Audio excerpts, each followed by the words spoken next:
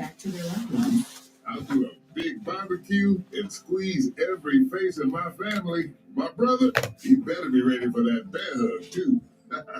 I need to hug my girls. Why don't we just get going? Millions of people are getting vaccinated. It's our chance to get back to what we miss so much safely. And for people at higher risk of COVID-19 complications because of diabetes, high blood pressure, and heart conditions, or if you're a heart attack or stroke survivor, the COVID-19 vaccine is an important choice. With every vaccine, we are closer to a future free of COVID-19. The vaccines are safe, effective, and Are we good to go? Yeah, let's get going. Back to life. Set your heart on it. It's up to you. For more information, go to heart.org/vaccine. A message from the American Heart Association. The following programming is sponsored by Thomas Toole III. The views expressed do not necessarily reflect this station, its management, or Beasley Media Group.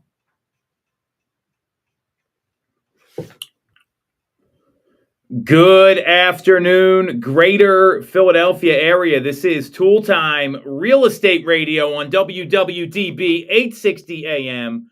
I'm Tom Toole. We're waiting for Ed Parker. He missed the time management portion of the show, and we both work at the Tom Toole Sales Group at RE/MAX Mainline, the number one RE/MAX team in Pennsylvania since 2018. We've got Bill Pulte teasing assumable and portable loans now after floating out a 50-year loan last week. And that's bringing, obviously, concerns about the market, what's going to happen at the next Fed meeting. There's questions about affordability. And we've got some local stories here I really want to shine some light on. There's a 91-year-old woman who lost her home potentially during a tax sale. We're going to unpack that here in a second.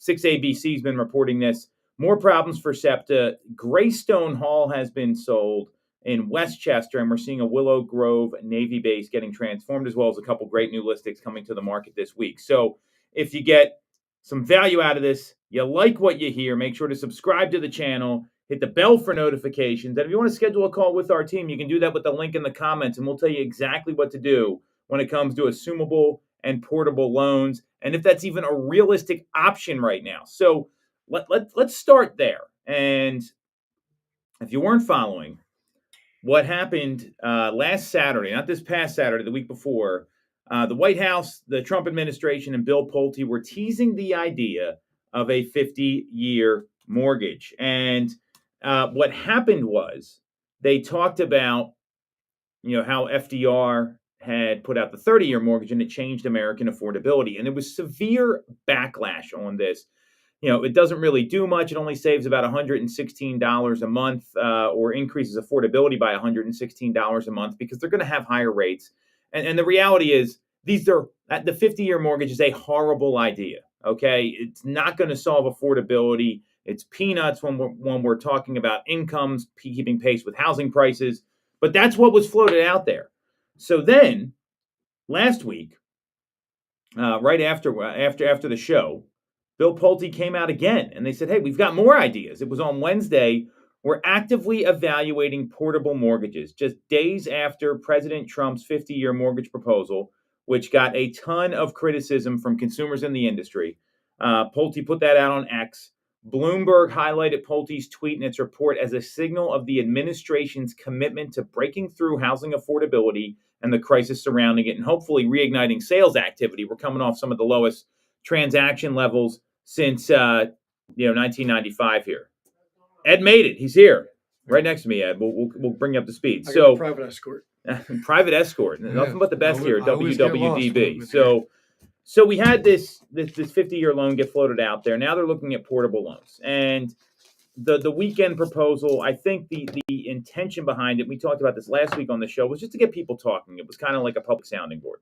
And there was a lot of skeptics out there, and critics warned that a 5-decade loan would sharply increase interest costs and slow the pace of equity growth.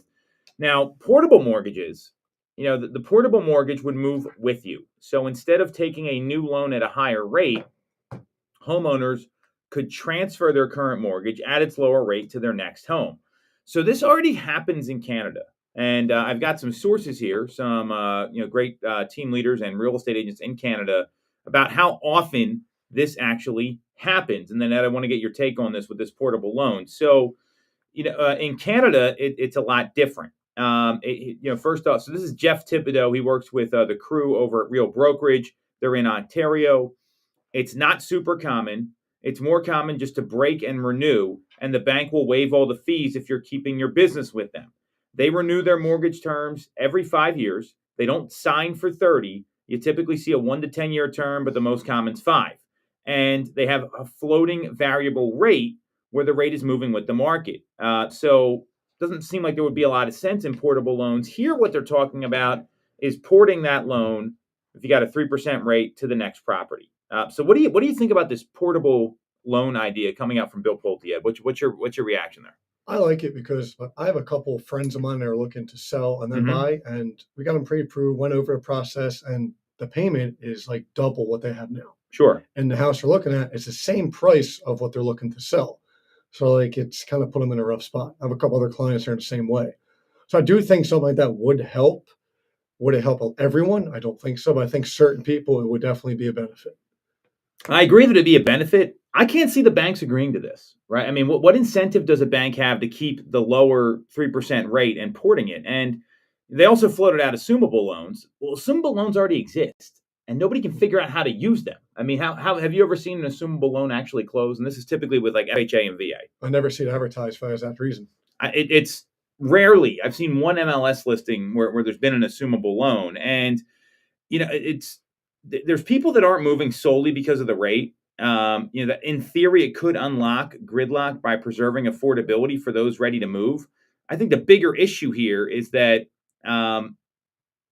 there's just not enough inventory out there, and there's income and so much debt coming from college. I think there's fundamental problems with the system, and any new construction that does get built is super expensive. I mean, the average new construction price is like $800,000 to $1.2 million in suburban Philadelphia right now. It's funny you bring up not benefiting the bank because I literally said that word for word. I was on the phone with someone on my way here. We were talking about how rates, how they're going to fluctuate, how some people mortgage.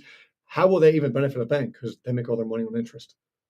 So it's funny you said that. And like the 50-year would be great for banks, but that's not going to really do much to solve the affordability crisis because at the average sale price, they're going to have inflated rates. It's going to be like a non-QM loan, like a non-qualifying mortgage for people that have bad credit. They pay a higher rate just to get the loan. That's the kind of the same thing. And we were talking about like $116 difference in the payment. Like that's really it. It's not going to do much. You would have thought it'd been a lot bigger, adding an extra 20 years, but it doesn't really make that much of a difference. And that's the point, is that this stuff's not making a lot of sense. I mean, what I see here are two things, and I'm curious what you think about this. One, I like the fact that people are talking. I think that's a good thing, that people are talking about what are the different ideas that are available. What could we do to unlock affordability? The real reason is I think we need to see some rate cuts coming from the Federal Reserve that would bring these rates down into the high fives. And I would imagine that would loosen up the market quite a bit in a healthy way, because 3% rates just aren't sustainable. I mean, that was like a once in a lifetime thing. They've never been that low. They'll never get that low again. And it's because the government put a bunch of cash into the system to bring rates down. They went to zero on interest rates. The Fed didn't raise rates quick enough during the pandemic. I think the government kind of created all this. So I just don't know if this is really a viable solution. And assumable loans, like people can't even figure out how to use them, and they exist in the marketplace. And then you got like an appraisal issue too. Like what happens if they want to, like, are they going to have two loans on the property? Do you take the portable amount? Does it go to what's the control there? I mean, what if they owe more than the new home they're buying is worth? I mean, can they port that over? Like there's so many questions here. It doesn't make a lot of sense. We'll leave it to the government to kind of mess something up. I think there's putting feelers out there to see how the public reacts and to see what people say, to see kind of like example, some of the big brokerages, how they react to these things. I think they want to see how everyone reacts. So far, the better reaction, I think, has been the portable. I agree. People seem a lot more happier with that. The 50-year doesn't benefit a single person with the bank. I mean, it helps someone get pre-approved, but like you said, it doesn't make that big of a difference in the payment, which you would have thought would have been more because you're adding almost double the amount of time. When you look at the amortization schedules for the 50-year, like you're not paying any principal off for years. And one of the reasons people buy homes, if you look at there's all these charts and studies out there where they show that when you own a home, your net worth increases exponentially versus being a renter for life. It's like $500,000 more. Well, that makes a lot of that go away. So I think that's part of the problem here, is that it's just not going to work. So I'm hearing you don't like the 50-year, you like the portable idea. But again, they do that in Canada. It's not even that utilized right now. So I think it's interesting that like these programs exist and people still don't use them. Same thing with assumable loans. I think doing something like more geared towards first time home buyers could jump start people who haven't bought at all and really like, oh, like maybe I really need to get out there and buy. Kind of like the first time home buyer rate, not everyone qualifies for that. Like 'cause a they make too PHFA much. loan, yeah. I think they need to make it like broaden that horizon a little bit more to get more people out there. Which there's a lot of people who have never owned real estate. There's so many renters out there. You got to pull them away. So I think putting more things out there for them would really jumpstart the market. So you bring up a good point there that the average homeowner or the average potential homeowner, I forget what the stat is here. Let me look this up. They're not really aware of what programs are out there. So when you're talking to a client, how often do they know the different financing options that exist? I mean, you're working with a lot of folks. You've sold double-digit homes for years now. When you're working with a buyer, are they that, especially a first-time buyer, do they really know what's out there, or are they a little clueless? None. I was talking to a first time home buyer last week. I brought up seller's assist. I love bringing up the people. I think it's a huge tool not everyone utilizes. Mm-hmm. She had no idea what that was. So I went over it with her, broke it down, and it kind of gauged her interest and got her out there. I think it's a huge tool because it saves money in your pocket. You can buy the rate down. There's so many things you could do to save money with a seller's assist versus lowering the price. Mm-hmm. I think that the interesting thing about that is I know you're seeing a lot more people get seller's assist in their transactions because the way the market's gone this year, we're seeing inventories up roughly 15% year over year. Obviously, you can go local here, but that's in the greater Philadelphia area. You're also seeing that days on market's risen a little bit. You're seeing that the average list to sales price ratio has dropped a little bit. It's not a bad number. It's still 99.6%, but it was 101% and change last year. So when the market starts to shift like that, that's a pretty savvy agent. When you're explaining this to them, do they ever get jammed up in what even like seller's assist means? No one explains this stuff. No, and you kind of just break it down with even numbers. Like, all right, your closing cost is 100,000. Seller gives you 10. Now you're walking away. Now you only pay 90. You keep 10 in your pocket. Mm-hmm. Or you use 5K of that, buy your rate down. You get with the lender, get the lender involved, get them talking more, keep everyone moving. Have them break down what their monthly would be if they buy their rate down, and show them how that affects everything. Mm-hmm. Well, I think that's really smart. So, and why you need to be doing this as a consumer or as an agent, 62% of Americans believe you need to put 20% down to buy a home. 62%. And 31% of Americans think they need that it's actually required. So it's not even like they just believe. There's believing and then there's requirement. The average down payment on a home is a lot less. So let me get the stats for you on this, because this is what people don't talk about. They don't go through options. A lot of times you talk to an agent, they just want to get you in a house and try to get in front of you without giving you any education. It's a really important thing to be asking about, like, what are your options? These aren't going to be options for everybody. So the median down payment in July was 16% of the median purchase price. And first-time home buyers average about 9% down. Repeat buyers are at 23% down. So we're seeing that the norm is we're not putting 20% down, and a lot of folks don't even know that. Yeah, so you don't even. A case study. Last year, I had a buyer, literally no money, had $1,000 for the deposit. We waited for them to get their tax check back, and then we got a seller's assist, and then they qualified for a program for assistance. They paid almost nothing out of pocket to buy a house. Some people don't realize what they qualify for until you actually talk to the people that put you in those positions. Well, and that's where aiming to educate over aiming to close is really important for a lot of agents, and just even asking the question, is anyone taking the time to go over your financing options? Going down the funnel and getting everything figured out. 100%. So we're talking about down payment, and I think a lot of people also don't know what sort of rates are available to them. And there's a lot of interest rate talk right now. According to Housing Wire, we got 6 weeks left in 2025. And I think it's fair to say rates have pretty much stabilized for the most part in the low 6% range. I mean, as of today, we're seeing rates coming in, according to Mortgage News Daily, at 6.38%. So we're seeing like low to mid sixes, which is less than where they were last year. And with the government shutdown, we didn't get a lot of data. So I think there's those indicators that the Fed usually relies on about jobs and inflation and everything else.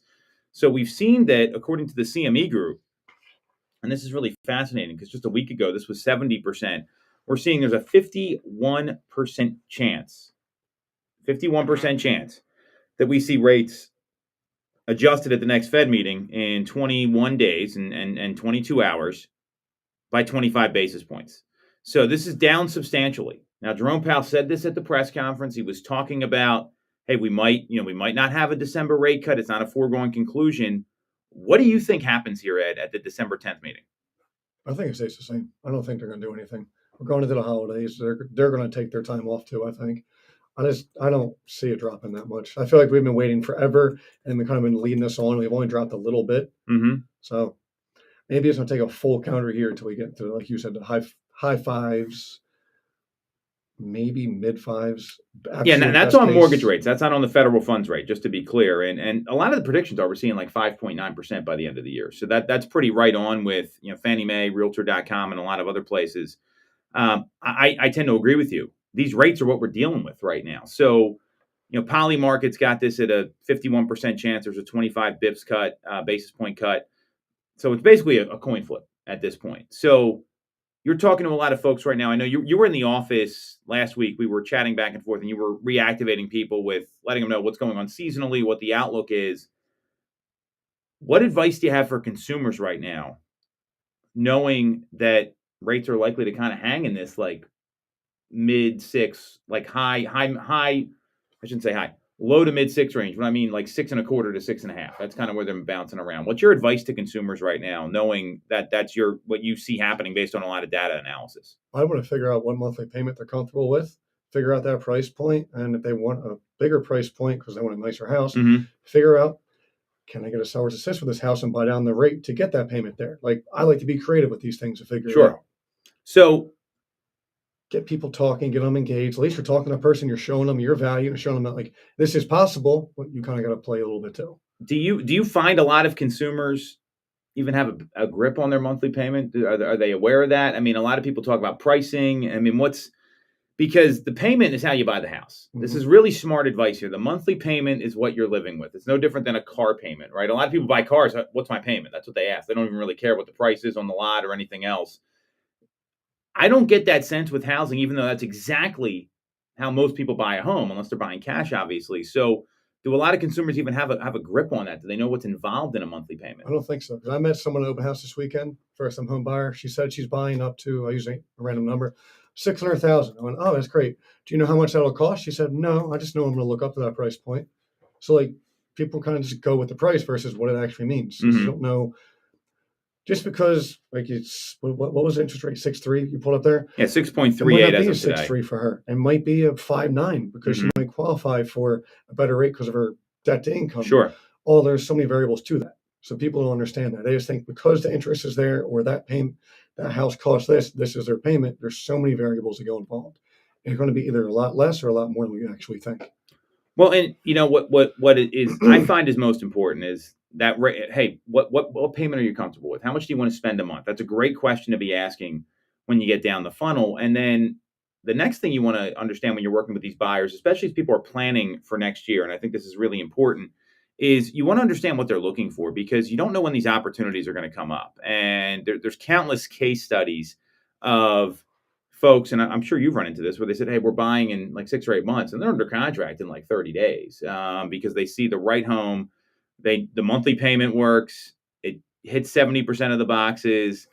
What advice do you have for people so they don't miss out on an opportunity or they approach their home search in the right way? Because I think a lot of people they just agents don't do a good job about working on their timeframes and educating folks for the most part. I mean, we've seen what the failure rate is. Well, same thing happened to me a couple weeks ago. Person told me I'm not buying for 8 months. I have a lease. We saw a couple houses just for the sake of getting out there and seeing them. Yeah. We wrote an offer, got him a seller assist, got under contract, got his rate down, and he's breaking his lease because he came across the right opportunity. Got a pretty good deal with his landlord to break the lease. So it all worked out perfectly. It's just, I feel like timing and every situation is going to be different. Depends how you feel about that home. Like, I like to ask people, all right, if we wrote this offer at this price and got accepted, how do you feel? Yep. How do we feel after I offered this price, but someone else went higher and that offer got accepted and you lost out? How would you feel? If you're upset, you missed out on the house, maybe you got to reevaluate how we get the house. I think that how would you feel is a great question, because it's not, a lot of agents, what they'll do is they say, well, if you want to get the house, do this. If you want to do this, do this. Instead of, hey, how are you going to feel if this plays out a certain way? Because that's really what it's all about. And this time of year, especially, you get folks say, hey, we're a year out, we're buying next year. And they may just think that might mean 2026. It could mean the second half of 2026. And, there's a couple ways you can really help those people. And if I'm a buyer right now, I'm thinking about these three questions. What is my ideal time frame if I had to guess? Is it more like spring, summer, or fall? And just see what it's going to be, because there's people tied up with school districts. They might have job commitments. But understand, are they thinking spring, summer, or fall? And that's what you got to understand as a buyer. Like, what's your time frame going to be? What's going on in your life then, right? And then for buying, what price range and what neighborhoods am I considering? Because some of those get more competitive as the year goes on than others. And maybe understand, like, what's my biggest worry about buying in 6 or 9 months from now. When you can actually codify that, then you can really make an informed decision. If someone shared all that with you, would you be able to help them a lot more effectively if they were able to answer those three questions? Of course, because then you can kind of game plan things. They tell me, yeah, we really want to move by the end of the summer. Great. We have to start before the summer so we can get things figured out, because settlement could be anywhere from 21 days up to 75, depending on every situation is different. Maybe we have to write a few offers before one gets accepted. Maybe we get one on the first try. Like, every situation is going to be different. So it's good to start earlier, figure out where we're looking, like you said, price point, location, get the pre-approval and see what we're comfortable affording. Well, and that's what a good partner does. It's what a good advisor does. I mean, it's what a good consultant does. I mean, it's so different than, I look at this very similarly when you're trying to make these big financial decisions. Like, you don't have kids, right? All I think about is, how am I getting my kids to college right now? Like, it's a big thing. And I sat down with my financial advisor and I said, all right, how do we make this happen? Here's what our options are. I want to plan in advance so I'm not stuck with a giant bill or I'm flat footed when the time comes. I think that's pretty effective. And I mean, it sounds like you're using the same sort of consultation strategy when you're working with people. How has that helped you attract clients versus the commission breath that we see from a lot of agents? Yeah, because when I first meet people, I like to let them know that, like, whether you buy a house today or in 2 years, it's your decision, and I'm just here to help you and give you the best advice. And it's ultimately, end of the day, it is your decision. So, like, no one's going to make you do what you don't want to do. It's up to you. I'm just here to provide you with everything you need and help try and put the idea on paper. So, like, I let them know I have clients I'm working with for 2 years. I have clients I was working with for 1 week. Like, it's going to be different everywhere. And I just don't want to come off that way, because I'm in it for the long term. I'm not in it just for a quick buck. And I let them figure that out, and I gain their trust. I think that's really smart. So, so you don't think there's going to be a Fed rate cut? I don't know. I think there's a lot that can happen in the next 21 days. I mean, we get another, jobs report that doesn't look good. You see some inflation reports that come in that could certainly change. I'd like to be optimistic that we get one, but it looks like the market's starting to feel that there probably isn't one after those comments after the meeting. If we don't see a rate cut, are you nervous about the direction of mortgage rates as we head into 2026? I'm starting to get the feeling this is kind of just where they're going to be at for a while. Like, I feel like eventually they'll get to, you'll see like a 5.7, 5.8, 5.9. Sure. But I kind of think that's where they're just going to be for a while. Because it just feels like the bank controls all that. The bank needs money. The bank doesn't seem to have a lot of money. Ultimately, the bank controls everything, in my opinion. Sure. With government and everything. So I think they want to keep collecting their money and make up for everything that happened during COVID with the low rates. I mean, these are very historically normal rates. So I don't know. I mean, COVID was a once in a lifetime thing, and you kind of came in on the tail end of that. And I mean, the market was drastic. Like, this market's pretty normal right now. If you look at inventory, it's just about to cross 2019 levels, which to me is a good thing for everybody, because that's a normal market where you can negotiate a little bit. The best homes still are going to sell pretty quickly. You can get a fair price on a house.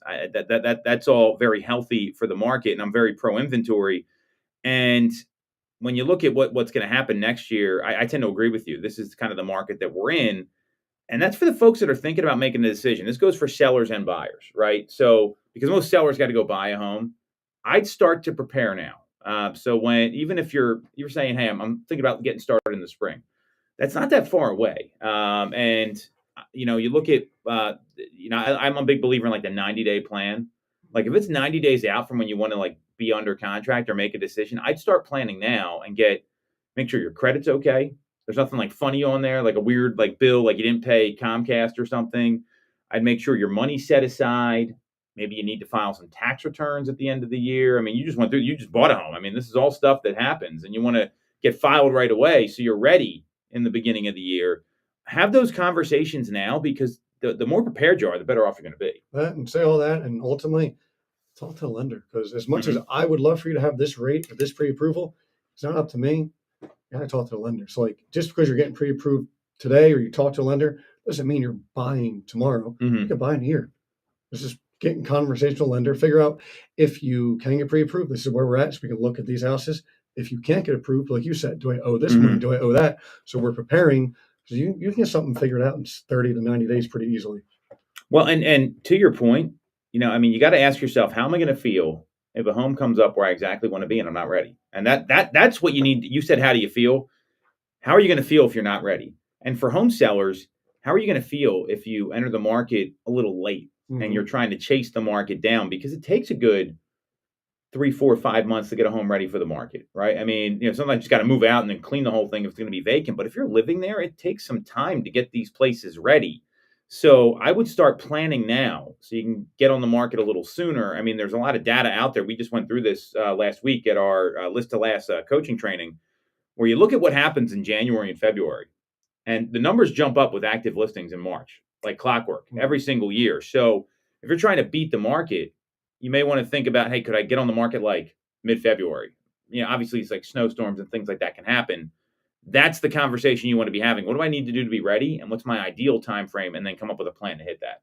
That's what this time of year is all about, in my view, for any consumer. No, I agree. Right now, it's kind of getting ready for next year. And the rates are going to be the rates. If the right home comes up, is the rate going to determine if you buy it? That's really the question you got to ask yourself. If someone needs a bigger home, they're going to need to buy.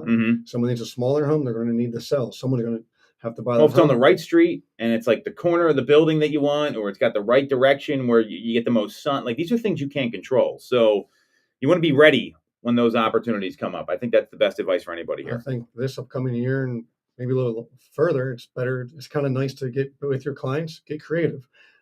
I would say try and get a seller assist as much as you can to buy the rate down for your client, give them a better payment. Look for houses that have been on the market 7 days. They might not be as nice as the ones that sold the same day. These are still great homes. Maybe they just need a little bit of paint. Maybe someone didn't like the yellow they put in the bathroom. Yep. So like, there's little things you can take advantage of. Could not agree more. Well said, Ed. So we're going to take a quick break. We're going to come back. There's a 91-year-old woman who lost her home to a tax sale. We're going to talk about this. There's a lot of interesting stuff there to unpack. More problems for SEPTA. Greystone Hall has been sold, and the Willow Grove Navy base is getting transformed. We'll explain what that all means for the greater Philadelphia area next on Toole Time, Real Estate Radio on WWDB 860 AM. The Tom Toole Sales Group at RE/MAX Main Line. Good job, man. Thinking of becoming a real estate agent I get better each time. the area, I have a special offer for you. It's like a Our script. team did $165 million of volume in 2021, making us the number I am one curious when in rates are going to get in the high and a top fives. 1% I think it should lower It's me probably even like Q4. Our a little agents bit love more us even because versus we offer them a home successful Like, career I was I mean, 5'8". you can get that with like PHFA and stuff. Just Yeah, depends it's on your 5'8" right now. depends on your Might income. even be 5'7". Average 30 plus sales. Even our brand new agents average 17 to 24 sales a year. We offer proven systems and expert training. We help you set more appointments and sell more houses. Now here's the offer. If you don't have a real estate license yet, we offer real estate scholarships so you can get one. So when's Sarah coming back? Check it out at I think the end of the year. realestateprogram.com. Yeah, she is. I mean, I think the end of the year. She took 120 days off. TomToole.com. That's TomToole.com. Get more. Only out of negative your thing real about our estate business career. is you don't And get paid remember for the that. real estate golden rule. You always get more. Hmm? when Only you negative work thing about our with business is you the don't get paid for Tom Toole things I like don't that. get paid for anything unless I sell a house, team so. in Exactly. Pennsylvania with over My one friend's about to have a $165 kid. million His in wife, volume for girlfriend's only 2021. getting like 6 I'm weeks Tom paid. Toole, and our team has I mean, it's achieved that tough. kind I of mean, that's success I'd by never being a had great place to work a with job where I got a and salary, to work like ever. for. Like, No one knows Greater Philly The better one than job we I do. had, it was In LA real Fitness estate, salary. It wasn't even that good of a salary. We're real people. We hire the best agents and we give them all the tools to succeed. yeah, it's funny. Even our brand new $100 agents sell and you had to sell them 7.24 like the homes rest. a year because our team delivers the best experience in real estate. Teams You deliver got a a settlement better going on. She experience can't than sign it right now. individuals, Let me and look we're a this top 1% real estate What are you team doing in for the Thanksgiving? country. Anything We fun? call it Go to the AAA lumps. service. I'm gonna drive We're down an there and advocate, ally, hopefully and get my advisor. bathroom finished so I If can this host isn't a Christmas. transaction to us, It's a relationship. Could look close If to you're Chris buying or Smith's line selling a work. home, call the Tom I'm more Toole nervous Sales about Group my at apartment. Remax Main I Line might have at to go to my storage unit and sell 610-692 something like that. It's pinball machine just to 6976 give myself a couple or extra I would months. just bring the rent down to get somebody in there and then just raise it over time. I did. I brought that in 1950 yesterday. And remember the real How much? estate What golden do rule. you think it is? You always get more when you work with I had some Tom Toole. illegal Mexicans come by, and I was like, "Hey, I won't even do a background check. You guys can't do it. Like, I'd love to make it work." Dude, this is Maryland, recorded. even Florida. Look no further. You They can wanted visit a nicer the kitchen. Sutera team I at gotcha. West Country Good luck Mortgage. with We that, are so. local, Pennsylvania 1 month vacancy. I would just get it rented as soon as possible. Like, I mean, just I break it down to like, if it's not rented by the weekend, break it down to like 1900 That's what I was going to do. I lowered it each week. or like 1895 or something. No down payment programs, non-agency Yeah, I'm pretty programs. nervous. Get a free This is the approval timing now this year. at This time of year. ccn.com. I'm surprised you're not getting more people coming in. Usually you can get someone pretty decent. Last week, I called every single rental around me. We're all having the same issues. One guy was like, "I'm on the market 45 days, not a single showing or call." Sutera and my business partner Kyle Sutera. We've got you covered. Equal housing opportunity, subject to credit approval, NMLS 3029, NMLS 1390366. I'm willing to pass a background Have you check on they considered a pay. career in real estate? Do you want control over your income? Whether you have a license or not, call us today at 610-692-6976 or visit tomtoole.com. That appointment's still good. They just he's like going away. And I saw this on the market for a little bit, then a couple price drops. all right. Welcome back to Toole Time Real Estate Radio on WWDB 860 AM. I'm Tom Toole. He's Ed Parker. We both work at the Tom Toole Sales Group at Remax Main Line. And Ed, how can people follow you out of curiosity? Where's the best place to go? You can follow me on Instagram. It is, give me 1 second, Eddie_Parker31. All right. I'm glad. And IE, no Y, EDDIE_Parker31 on Instagram. And we're going to be talking about a 91-year-old woman who lost her house to a tax sale. I really want to highlight this here because this has actually happened to clients I've worked with in the past.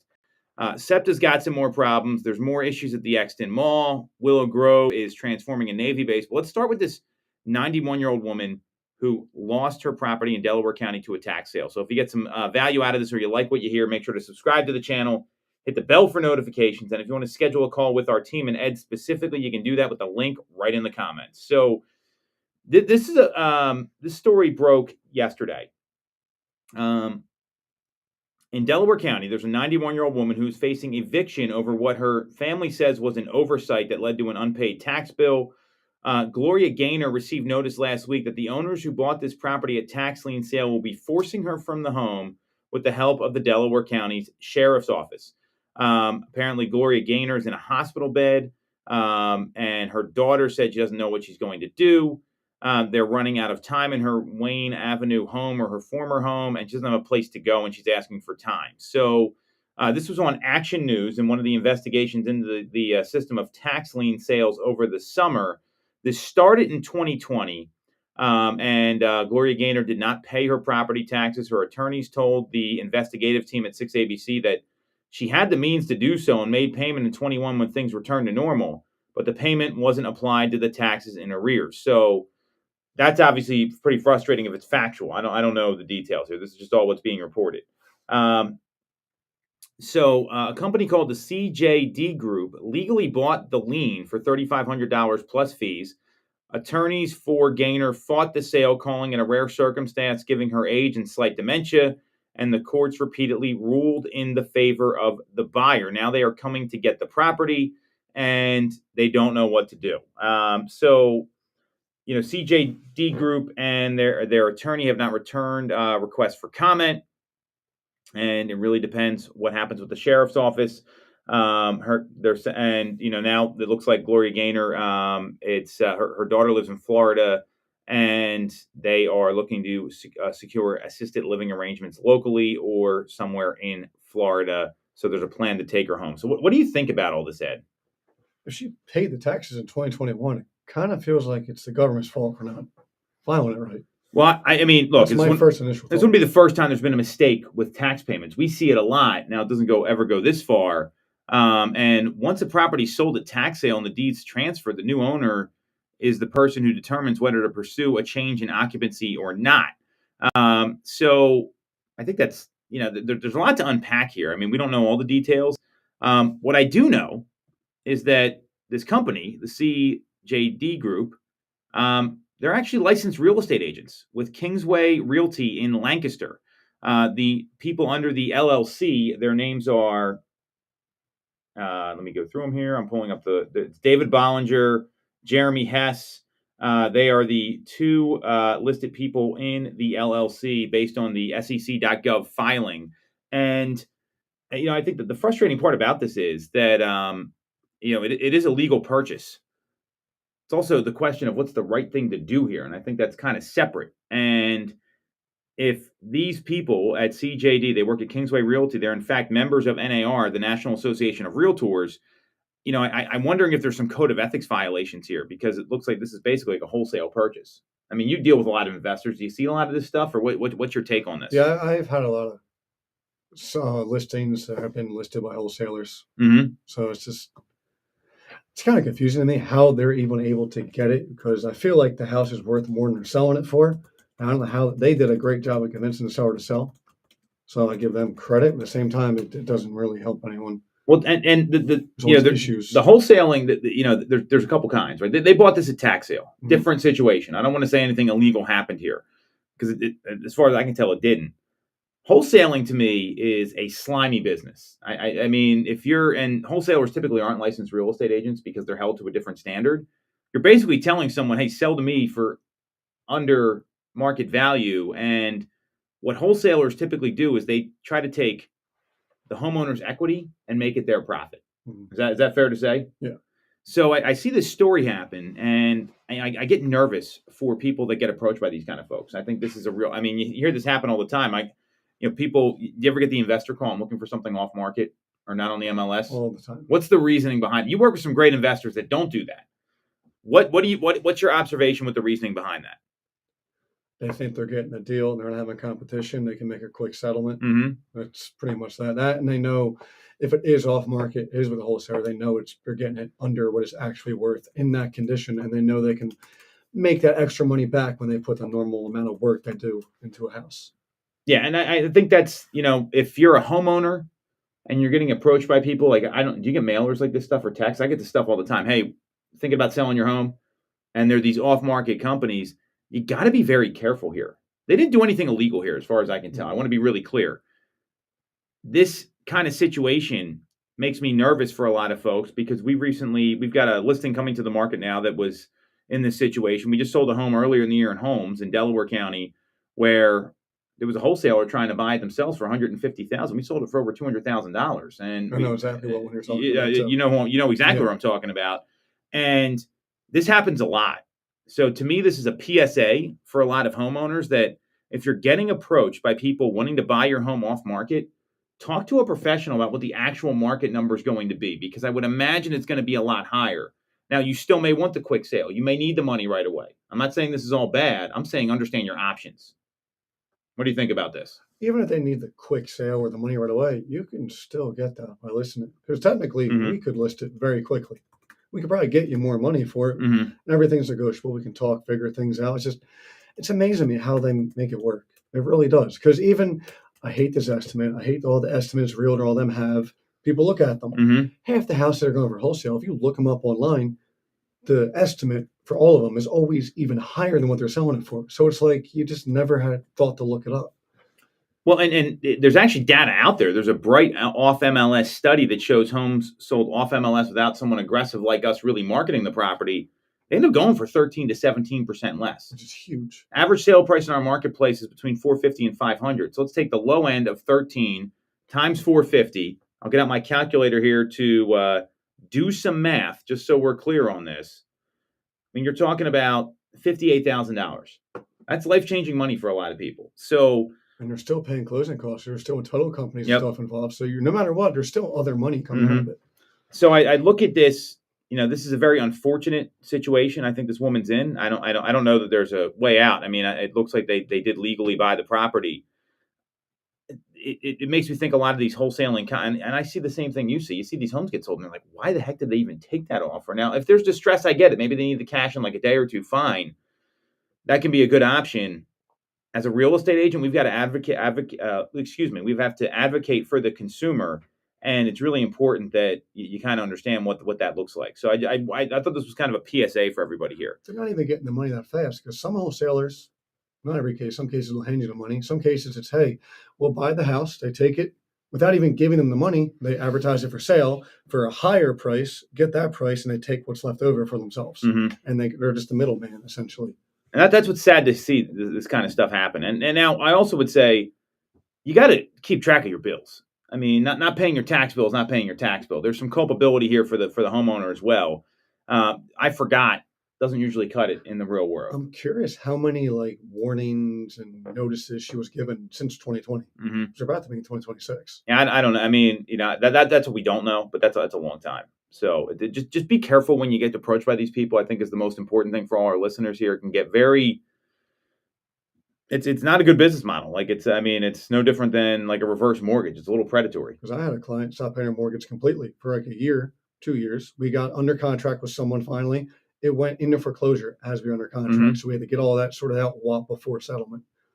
So, Yep. I mean, some people just don't pay and those things happen. Yeah, it does. I mean, I had a home on the market where the son forgot to pay the taxes and it got sold to tax sale and we had to take the listing off the market. And the same thing happened. So it's very unfortunate when that goes on and there was nothing we could do about it. And now that's, I was also in touch with the homeowner. I'm like, how did you guys miss that? Like, there's a lot of questions I had that didn't get answered.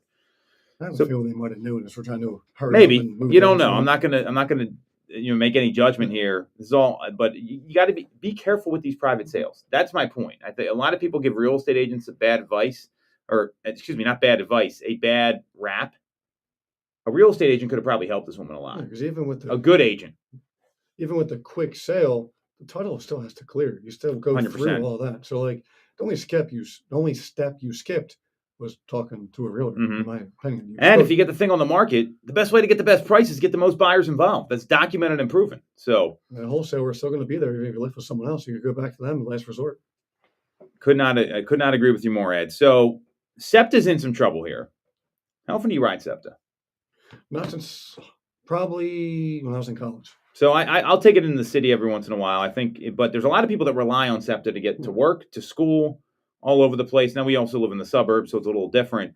Well, guess what? After the SEPTA shutdown rumors, now SEPTA transit workers, their union has voted to authorize a strike amid regional rail disruptions. I can't believe this is happening right now. Now they have many unions within SEPTA. So the largest union authorized a strike on Sunday, presenting the possibility of shutdowns with city buses, subways, and trolleys, on top of the ongoing regional rail disruptions. Transport Workers Union Local 234, they have 4,000 members. They can walk off the job if negotiations with SEPTA management break down, but there's been no date set yet. What is the problem with funding in SEPTA right now? This should not be getting disrupted. We're talking about two potential major disruptions in 90 days in the sixth largest city in the country. I mean, what's your observation on this? Another government issue. We just had a strike with the trash workers too, which was ridiculous. I mean, there was like dumpster fires all over the place. 2 strikes with major unions in the same year, same calendar year. And so the union is seeking a 2-year deal, which coincides with the 2-year funding agreement that SEPTA and the state government reached to ease the budget shortfalls. They last went on strike in 2016, 9 years ago. It lasted 6 days. And the union came close to a work stoppage last year, but did not. And they planned on striking with a couple other unions that were involved. And there's also like extended regional rail cancellations on the Chestnut Hill West and Fox Chase lines. And SEPTA met Friday's federally mandated date to inspect all these cars. I mean, it's one thing after another with SEPTA here. I don't understand how a major city can let this happen. I mean, do you think? I mean, is this going to end badly for SEPTA? I have a feeling there's going to be a strike, and it's going to get bad, and someone's going to have to cave in. But it's always the government comes into play with everything every time there's an issue. It's always the government, and we pay so much in taxes. Why can't they get a raise? Everything. There is a fair increase that's in place. I mean, I just don't understand how they're having all these issues. Like you need someone better running this. Like this affects a whole lot of people's lives. Well, at the same time, you know, kind of like with lawyers, they could push you to go in to try and get more because they're going to make more out of it. It's very unfortunate. So I would just keep a close eye on this if you rely on regional transportation. Last thing I'm going to talk about here, we can kind of get to some of this other stuff next week, is the Willow Grove Navy Base. So this is something positive that I have been calling for a while in the greater Philadelphia area. And it has to do with zoning, because our zoning right now is very restrictive to build properties and build things that actually are going to be useful. Now, this isn't going to be residential, but the former Willow Grove Navy Base transformation, this is according to the Bucks County Courier-Times, the town council in Horsham Township approved a comprehensive zoning amendment that aligns the 862 acre property with a master plan endorsed in 2012. It took 13 years to get this done. And it's going to take the site's outdated industrial zoning with a framework that now permits residential neighborhoods, commercial districts, office space, business parks, and a town center. What do you think about this, Ed? I mean, I thought it did the same thing over near Town Square, and it looks beautiful. Over where's it? The fire pit, I think it is. Yep. Yeah, they did literally the exact same thing.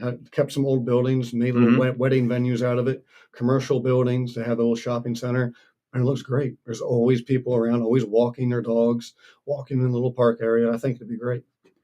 This is the kind of leadership you need from local governments to solve housing affordability. The properties that are for rent and for sale over, you're talking about Newtown Square, they moved very quickly. There's demand for them. There's stuff you can want. They got a Ruth Chris Steakhouse over there, a ton of coffee shops. You got La Scala's Fire. There's a Whole Foods. Same thing at King of Prussia. Yeah, King of Prussia. King of Prussia did not look like the way it does, and that's why I'm really disappointed to see what's happening in West Whiteland with the Exton Mall, where they keep delaying and fighting this. I was going to bring that up next. It's just sitting there vacant now. Paul Abrams and Abrams Realty, they're challenging on the township level as well as having a lawsuit. This is great leadership here. Work is already underway on the infrastructure surrounding the property. They're doing sewer upgrades, road widening. Horsham and the Navy reached an agreement to transfer 118 acres along Easton Road. That's going to become a major office park focused on job creation to replace the job losses from the base closure. This is what you want to see happen.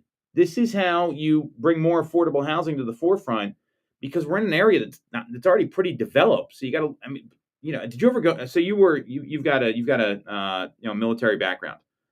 How active was that naval base? Do you know anything about it? I don't know if I ever was at that one. Okay, I was just curious. I'm kind of springing you on this here, Ed. Guard base Northeast Philly. I know there's another base somewhere. There's the old naval base in South Philly. That's kind of just there. I feel like they need to do something there. But I think this is great for the neighborhood, the community, and this gives people things to do. That's why King of Prussia, Exton Square, it made a difference with everything. They're busy every time I go over there, no matter what time of day. Well, you look at King of Prussia. It's become a destination now. They got the first Netflix house in the country. They're getting a Dick's House of Sport there.